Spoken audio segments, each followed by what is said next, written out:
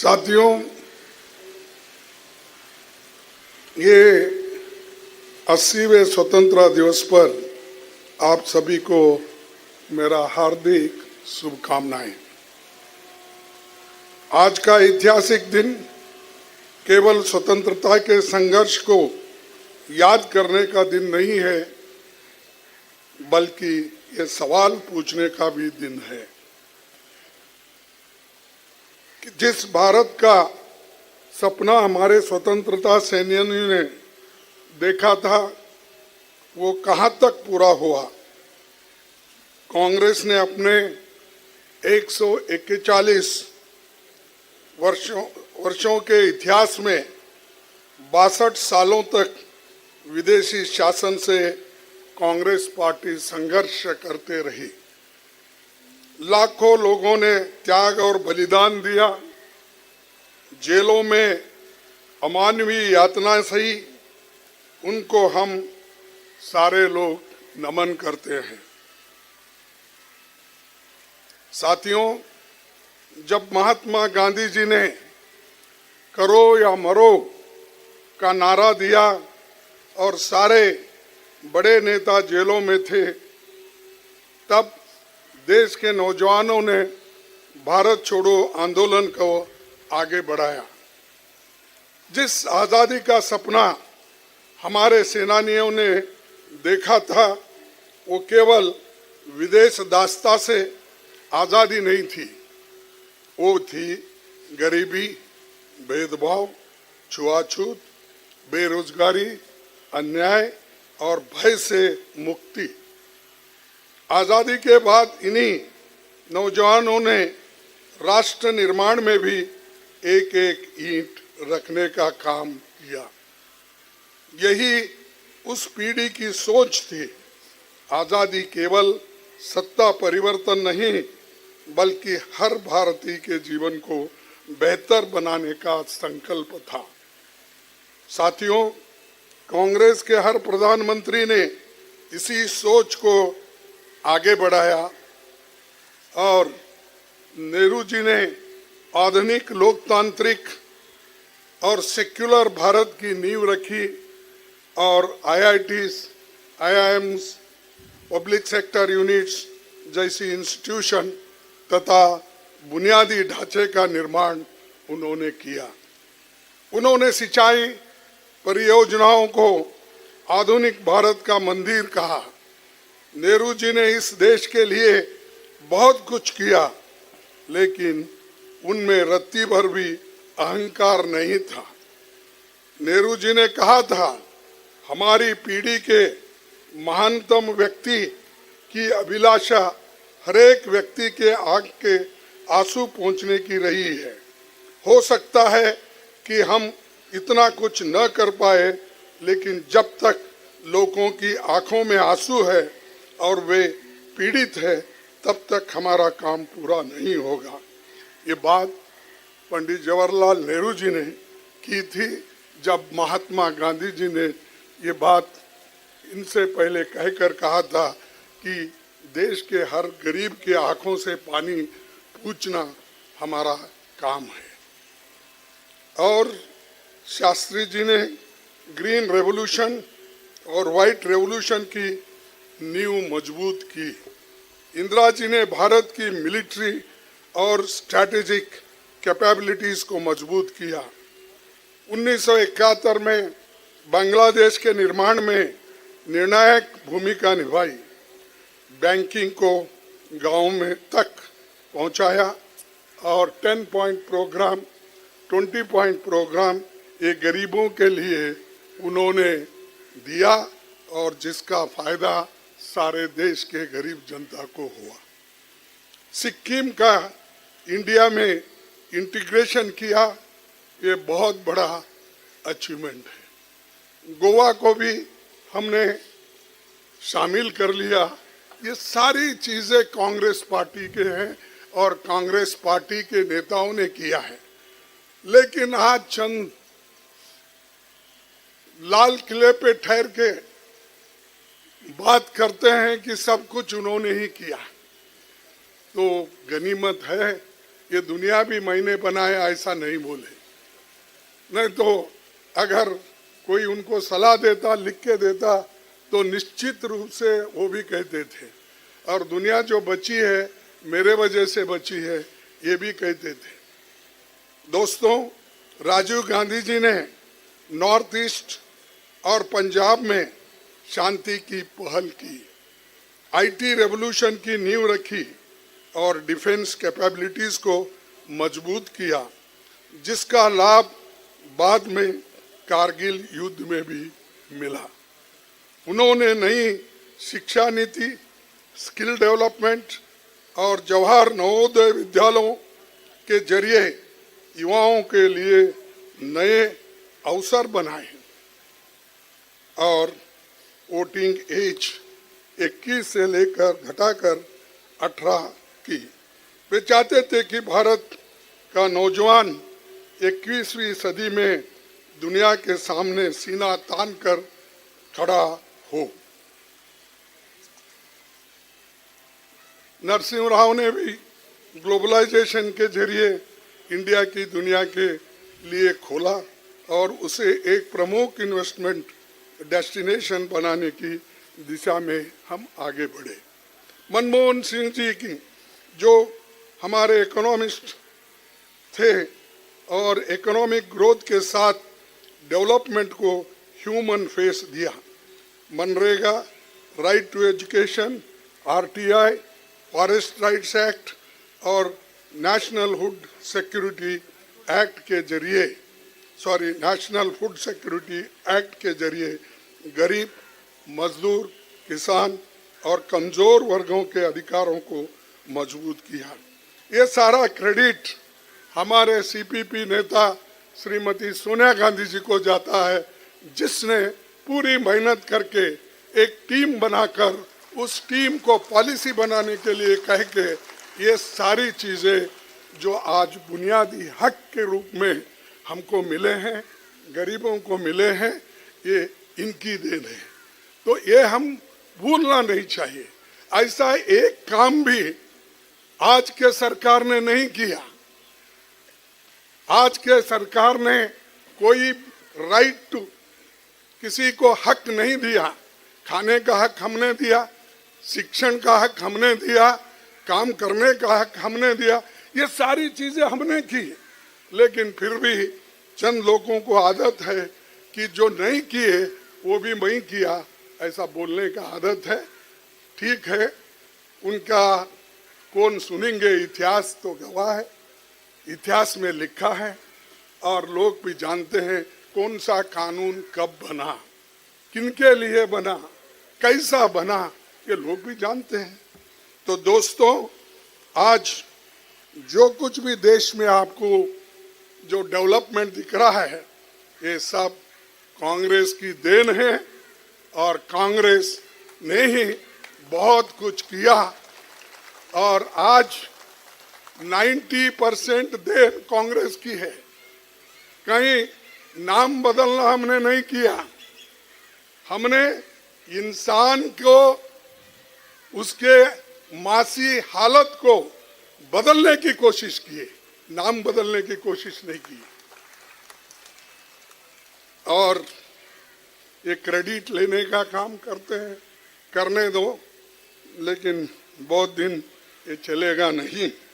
यही कांग्रेस की परंपरा है। हर प्रधानमंत्री ने अपने समय की चुनौतियों के हिसाब से भारत को आगे बढ़ाया और अगले भारत की नींव रखी। लेकिन आज सवाल ये है कि जिस नौजवानों को हमने 21वीं सदी में दुनिया के सामने सीना तान कर खड़ा होने का सपना दिखाया था, उसके साथ आज क्या हो रहा है। आज नौजवानों के सपने कुचले जा रहे हैं। सरकार की गलत नीतियों ने उन्हें ऐसी अंधी गली में ढकेल दिया है कि देश भर में युवा आंदोलन कर रहे हैं और वो आंदोलन के पीछे जो भी कर रहे हैं, हम उनको कांग्रेस पार्टी और हमारे नेता एलओपी वो फुल सपोर्ट कर रहे हैं कि ये नहीं कि हम पीछे चुप बैठे हैं। हम हमेशा अच्छे काम को सपोर्ट करते आए हैं और करते रहेंगे। कोई कुछ भी बोलने दो, हमारा काम ये है कि देश के गरीब जनता को, युवाओं को और कमजोर लोगों को आगे लाने का काम हमारा है। आज संविधान हर नागरिक को असहमति और शांतिपूर्ण आंदोलन की अधिकार देता है। अपने हक के लिए सड़कों पर उतरना राष्ट्रद्रोह नहीं है। अपने हक की आवाज उठाने वाला जनजी देशद्रोही नहीं है। जिस अधिकार के लिए हमारे नौजवान अंग्रेजी राज्य में फांसी के फंदे पर चढ़े, उस अधिकार की आज भी हमें रक्षा करना है। तो हमने ये जो अधिकार दिलाए हैं उसकी रक्षा करने का जिम्मेदारी भी हमारी है, इसीलिए हम ये करते रहेंगे। लेकिन इस सरकार में बुनियादी मसलों पर आंदोलन करने वालों के खिलाफ हेट कैंपेन चलाया जाता है। तो इसीलिए हमारे लीडर ऑफ अपोजिशन ने पहले ही बोला था, आज नहीं 4-5 साल पहले ही बोला था, हमने हम जो कर रहे हैं, हम कभी हेट स्पीच नहीं करेंगे। हम सबको गले लगा लेंगे और हम जो मोहब्बत की दुकान लगाएंगे, ये हमारा है। ये मोहब्बत की दुकान लगाने का मतलब है हम चाहते हैं कि देश में पीस हो, देश में एक हो।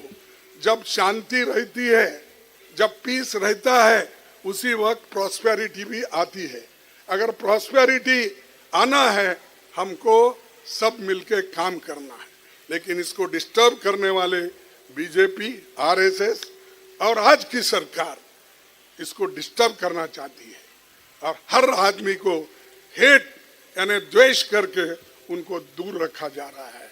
तो दोस्तों, हम पीछे नहीं हटना चाहिए, हम आगे बढ़ रहे हैं और बढ़ते रहना चाहिए। और जो हमारी देश की भलाई नहीं चाहते हैं उनको छोड़ो। वो हमेशा आज़ादी के वक्त भी उन्होंने हमारे देश के खिलाफ काम किया और आज़ादी आने के बाद भी इस रूप में काम कर रहे हैं, जो हिंदू मुसलमान को बांटना, अछूतों को दूर रखना और गरीब को कुचलना। गरीब और गरीब हो रहा है, अमीर और अमीर हो रहा है। ये उनकी नीति है। इसीलिए तो जवाहरलाल नेहरू जी ये लाए थे कि मध्यम मार्ग, सोशलिज्म, जो सबके लिए अच्छा है, वो काम हमने किया। लेकिन आज की सरकार गरीबों को कुचलने का काम कर रही है। इसका मुकाबला हम डट कर करना है, हम करते रहेंगे। प्रधानमंत्री जी का सवालों का जवाब न देना पार्लियामेंट में, क्या ये लोकतंत्र का तरीका है? हमने क्या उठाया? लोकसभा में हो, राज्यसभा में हो, हमने जो सवाल उठाए वो विद्यार्थियों के सवाल थे। उनके ऊपर जो अन्याय हुआ, उनके ऊपर जो अत्याचार हुआ, उनको जो मारा गया, पीटा गया, उसके सवाल थे।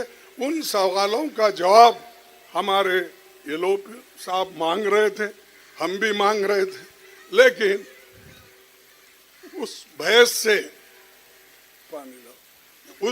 से वो भाग रहे थे, वो अंदर ही नहीं आ सके। ना होम मिनिस्टर अंदर आ सके, ना प्राइम मिनिस्टर अंदर आकर अपने कमरे में छुप के बैठकर सुन रहे थे। मुझे बहुत ताज्जुब हुआ जब होम मिनिस्टर ने एक बयान दिया बाहर। क्या बयान दिया? उन्हें क्या, मैं तो चुप अपने रूम में बैठ के सुन रहा था, हाउस चल रही नहीं थी, उसीलिए मैं अंदर आ नहीं सका। मैं पूछता हूं मेरे दोस्त, अगर तुम पार्लियामेंट में आते, क्या तुम्हारा उम्र कम होने वाली थी? क्या तुम्हारी पार्टी घटने वाली थी? अरे रूम में बैठ के सुनते हैं। जनता ने तो तुमको गवर्नमेंट करने के लिए, गवर्नेंस करने के लिए भेजा है, रूम में बैठने के लिए नहीं। तो ये मेरे को भाषण करने का अवसर नहीं मिला। अवसर कैसा मिलता? घर में बैठ के, रूम में बैठ के। आओ पार्लियामेंट में आकर अपने विचार को रखो, हम भी उसका मुकाबला करेंगे। लेकिन हमेशा ये झूठ बोलने की उनको आदत है। ये एक झूठ उन्होंने बोला। चुनाव आयोग, न्यायपालिका, विश्वविद्यालय, जांच एजेंसियां और मीडिया सरकार के हस्तक्षेप की चपेट में है। इसीलिए जनता का विश्वास डगमगाया है। इसरो, डीआरडीओ जैसी वैज्ञानिक संस्थाओं से बड़े वैज्ञानिकों और विशेषज्ञों को रेसिग्नेशन भी देना पड़ रहा है।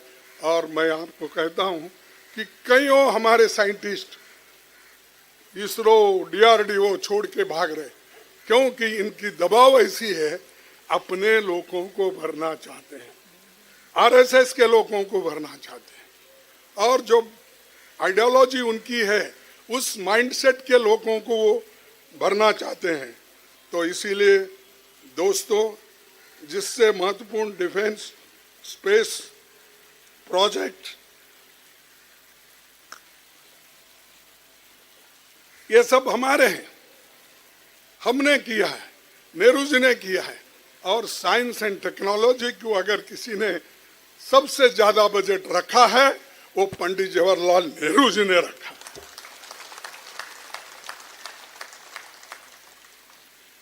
इनके ना जेब में पैसे हैं, ना दिमाग में विचार है। ये तो मुल्क के लिए कुछ नहीं करते, हमारे को ही करना है। वो जल्द वक्त आ रहा है, हम जरूर करके दिखाएंगे। आज तो मंदिर जैसी आस्था की जगहों पर भी सवाल उठ रहे हैं। गरीब और गरीब होते जा रहा है, अमीर और अमीर हो रहा है। फिर भी गरीब आदमी अपनी छोटी सी कमाई में से 50 रुपए निकालकर मंदिर में श्रद्धा के रूप में दान देता है। राम मंदिर के निर्माण के लिए मोदी जी ने ट्रस्ट बनाया, उसका गठन किया और अपने सबसे भरोसेमंद लोगों को इसकी जिम्मेदारी सौंपी।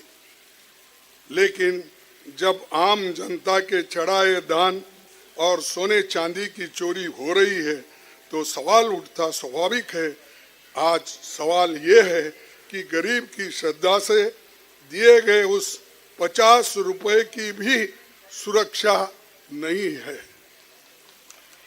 ये मोदी जी के राज में, हम उनको टीका नहीं करना चाहते इस आजादी के दिन।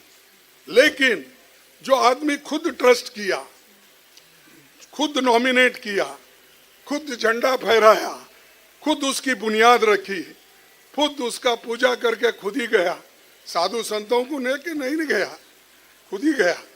तो क्योंकि क्रेडिट लेने के लिए, अगर आप सच्ची देशभक्त होते तो इस देश में जो श्रद्धालु लोग हैं, जो राम भक्त हैं, उनको लेकर, उसमें आस्था रखने वाले लोगों को लेकर वो काम कर सकते थे।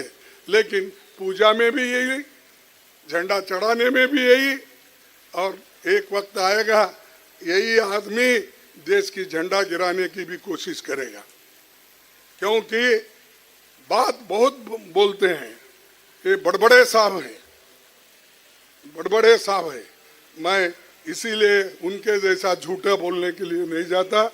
और मैं यही कहूँगा कि ये जो सोने चांदी चढ़ाए गए हैं, इन चांदियों को, सोने को वो लोग जल्द से जल्द जब्त करके, और जो लोग इस चोरी में शामिल हैं उनके ऊपर एक्शन लेना चाहिए। हमारी सोच अलग है। हमारे लिए आज़ादी का मतलब केवल सत्ता में आना नहीं, बल्कि हर नागरिक के जीवन में सम्मान और अवसर लाना है।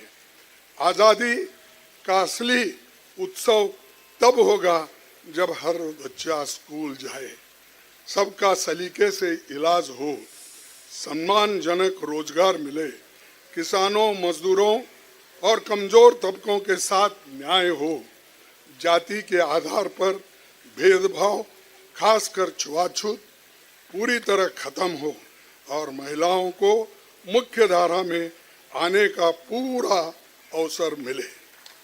हम ऐसा हिंदुस्तान चाहते हैं जहां गरीबी की आवाज सुनी जाए, किसान सम्मान के साथ आगे बढ़े, नौजवान अपने सपनों को पूरा करे और सत्ता के सामने सच बोलने के लिए किसी को भी डरना न पड़े। यही हमारे स्वतंत्रता सेनानियों का सपना था। इसी सपनों को पूरा करना ही हमारा असली आज़ादी है। बस इतना कह के मैं अपने 4 शब्दों को समाप्त करता हूँ। जय हिंद, जय संविधान, जय कांग्रेस, जय हिंद। जय हिंद। क्यों तुम्हारे में दम नहीं है? जय हिंद, जय हिंद।